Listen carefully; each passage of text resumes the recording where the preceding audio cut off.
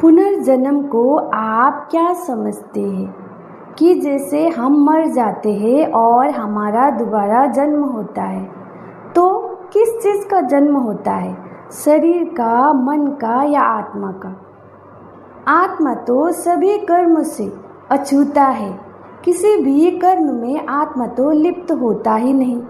हम तो सुनते ही हैं, आत्मा न जन्म लेता है न मरता है, तो आत्मा का तो जन्म होगा ही नहीं। पुनर्जन्म का अर्थ यहाँ है कि जो हमसे आगे वाले पीढ़ी ने जो कर्म किया, उनका ही फल आज हम भोगते हैं।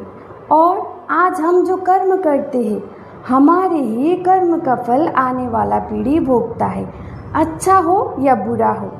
आगे वाला पीढ़ी ने जो अच्छा काम किया, उसका भी फल हम भुगत रहे हैं, और जो बुरा किया उसका भी फल हम भुगत रहे हैं। ऐसे ही उन लोगों का कर्म का फल हम भोगते हैं, पूर्व जन्मों का कर्म का फल हम भोगते हैं, वो ही हम हैं।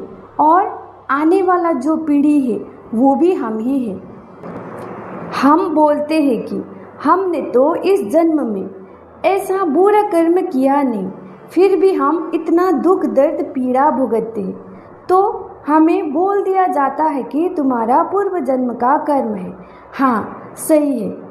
पूर्वज ने जो कर्म किया, जो परंपरा, जो रूढ़िवादी नियम और जो कुछ चीज़ें छोड़ के चले गए, उसी का ही कारण आज हम दुख दर्द भुगतते हैं।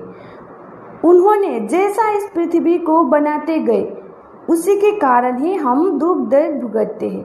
आज हमने नहीं किया, पर उस परंपरा ने, उस रीति रिवाज ने, उस नियम के कारण हम दुख पाते हैं, ये हमें पता ही नहीं। तो पुनर्जन्म का कर्म का फल यही है। हम अच्छा काम करेंगे, इस पृथ्वी को एकदम अच्छा बनाएंगे, अच्छी तरह से सबको स्वतंत्रता से सोचने समझने की क्षमता देते जाएंगे, तो आने वाला पीढ़ी इसका आनंद ले पाएगा। हम जो कर्म करते हैं, अच्छे या बुरे, आने वाला पीढ़ी उसी कर्म का फल भोगेगा। किस चीज़ का पुनर्जन्म होगा? आत्मा का जन्म नहीं होता है, शरीर तो मिट्टी में मिल ही जाता है। तो आपने किस चीज़ को मैं मान के रखा है? जो आप सोच रहे हो पुनर्जन्म होगा, क्या उसको आपने देखा है, आपने जाना है? जो आप बोलते हैं कि मेरा पुनर्जन्म होगा, तो मैं क्या है, मैं कौन हूँ, कैसा हूँ, शरीर मन आत्मा क्या हूँ और किसका पुनर्जन्म होता है? आज तक पृथ्वी में जब से हम आए हैं, तब से लेकर जो भी कर्म हुआ है, उन्हीं का ही कर्म का परिणाम, फल, कुछ भी कहो, वही हम भोग रहे हैं।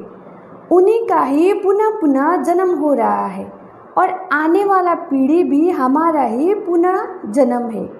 तो पूर्व जन्म का कर्म का फल इसी को ही कहते हैं।